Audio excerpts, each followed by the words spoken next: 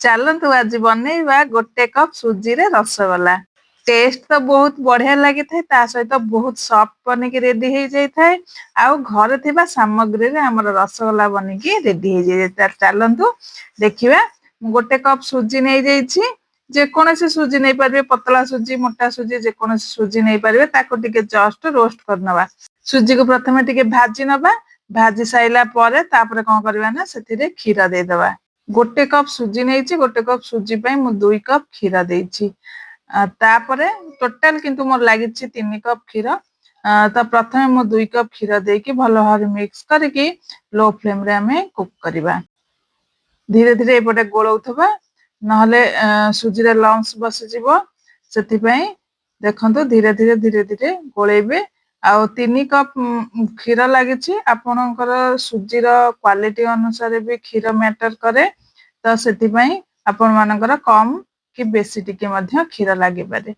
ଦେଖନ୍ତୁ ଧୀରେ ଧୀରେ ଧୀରେ ଧୀରେ କଣ କରିବେ ନା ଏଇଭଳି ଭାବରେ କୁକ୍ କରିବେ, ପୁରା କ୍ଷୀରଟି ମରିଯିବ। ତାପରେ କଣ କରିବା ନା ଆଉ ଟିକେ ଭଲସେ ଆମର ସୁଜିଟି କୁକ୍ ହେଇନି, ସେଥିପାଇଁ ଆମେ ଆଉ ଗୋଟେ କପ୍ କ୍ଷୀର ଏଠି ଆଡ କରିବା। ଏଠି ଆଡ କରିକି ପୁଣି ସେମିତି ଭାବରେ ଲୋ ଫ୍ଲେମ ରେ କୁକ୍ କରିବା। ଭଲ ଭାବରେ ଯଦି ସୁଜିଟି ଆମର କୁକ୍ ହବ, ସଫ୍ଟ ହବ, ତାହେଲେ ଯାଇକି ଆମର ରସଗୋଲାଟି ପୁରା ପରଫେକ୍ଟ ଭାବରେ ବନିବ। ତ ଗୋଟେ କପ୍ କ୍ଷୀର ଦେଇକି ମୁଁ ଭଲ ଭାବରେ କୁକ୍ କରି ନେଇଥିଲି। କୁକ୍ କରି ସାରିଲା ପରେ ଆପଣ ମାନେ ଗୋଟେ ଟେବୁଲ ସ୍ପୁନ ଘିଅ ଦେଇଦେବେ। ଘିଅ ଦେବା ଦ୍ଵାରା ଫ୍ଲେଭର ତ ବହୁତ ଭଲ ହେଇଥାଏ, ତା ସହିତ ଯେମିତି କି ଚିପଚିପା ହେଇନଥାଏ। ସେଥିପାଇଁ ଆପଣ ଏଇଭଳି ଭାବରେ କଣ କରିବେ ନା ଖଡିକା ସାହାଯ୍ୟରେ ଏଇଭଳି ଭାବରେ ଧୀରେ ଧୀରେ ଲୋ ଫ୍ଲେମ ରେ କରିବେ। ଦେଖିବେ ପରଫେକ୍ଟ ଯଦି ଆମର ସୁଜିର ଏଇ ବ୍ୟାଟରଟି ବନିଗଲା, ତାହେଲେ ଆମର ରସଗୋଲାଟି ବହୁତ ବଢିଆ ସଫ୍ଟ ବନିବ, କ୍ରାକ୍ ବି ଆସିବନି। ଆଉ ଯେତେବେଳେ ଆମେ ରସରେ ଚିନିର ଶିରାରେ ଆମେ ଫୁଟେଇବା, ସେତେବେଳେ ମଧ୍ୟ ଫାଟିବ ନାହିଁ। ଦେଖନ୍ତୁ ତାପରେ ଆମର ରେଡି ହେଇଗଲା। ଏବେ ମୁଁ ଗୋଟେ ବାଉଲ ରେ କାଢି ନେଇଛି। ବାଉଲ ରେ କାଢିକି ନେବେ, କାରଣ ପ୍ଲେଟ ରେ କାଢିଲେ ଜଲଦି ଥଣ୍ଡା ହେଇଯିବ। ରସଗୋଲା ବନଉ ବନଉ ଯଦି ଥଣ୍ଡା ହେଇଗଲା ତାହେଲେ ଭଲ ଭାବରେ ଆଉ ବନିବନି। ତ ସେଥିପାଇଁ ଏଭଳି ଭାବରେ ଗୋଟେ ଜାଗା ନେଇଯିବେ। ତାପରେ ସେଥିରେ ଗୋଟେ ଟେବୁଲ ସ୍ପୁନ ପୁଣି ଦେଇ ଦେଇଛି ଘିଅ। ଘିଅ ଦେଇ ଦେଇକି ଭଲ ଭାବରେ କଣ କରିବା ନା ହାତରେ ପୁରା ଚକଡିବ, ଯେମିତି ଅଟା ଆମେ ଚକଡନ୍ତି ସେଇଭଳି ଭାବରେ ହାତରେ ଚକଟିବେ। ଚକଟି ସେ ଏଇଭଳି ଟିକେ ଟିକେ ଉଷୁମ ଥିବ, ସେଇ ସମୟରେ ହିଁ ହାତରେ ଚକଟିବେ।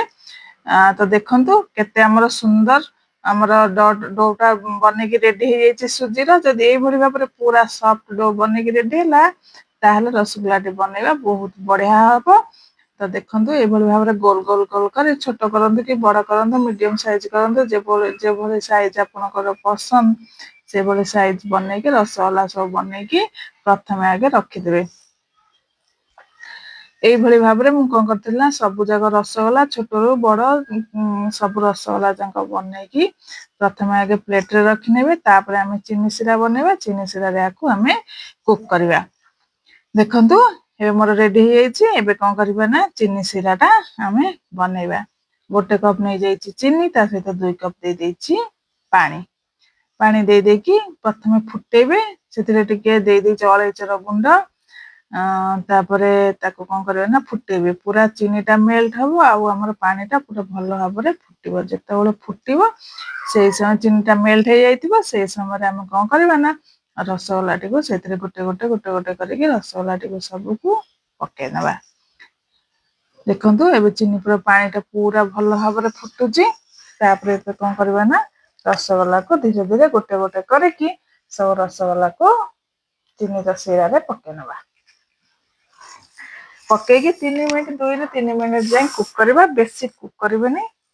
2ରୁ 3 ମିନିଟ ଭିତରେ ଆମର ରେଡି ହେଇଯିବ ସୁଜିର ଏଇ ରସଗୋଲାଟି। ଦେଖନ୍ତୁ ଏବେ ମୁଁ ରେଡି କରିଦେଇଛି ସବୁ। ତାପରେ 2ରୁ 3 ମିନିଟ କଣ କରିବା ନା କୁକ୍ କରିବା। 2ରୁ 3 ମିନିଟ ପୁରା ଫୁଟିବ।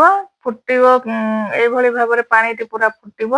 ତାପରେ ଗ୍ୟାସ ର ଫ୍ଲେମ କୁ ଅଫ୍ କରିନବା। ଅଫ୍ କରି ଘୋଡେଇକି ତାକୁ ଆମେ ରଖିନବା। ଘୋଡେଇକି 5 ମିନିଟ ରଖିନବା। 5 ମିନିଟ ପରେ ଆପଣ ମାନଙ୍କୁ ଦେଖଉଛି ଆମର ସୁଜିର ଏଇ ସଫ୍ଟ ରସଗୋଲାଟି ରେଡି ହେଇଯାଇଛି। ବହୁତ ବଢିଆ ଟେଷ୍ଟି ଲାଗିଥାଏ। ଆପଣମାନେ ଘରେ ଥିବା ସାମଗ୍ରୀରେ ମଧ୍ୟ ରସଗୋଲା ବନେଇ ପାରିବେ।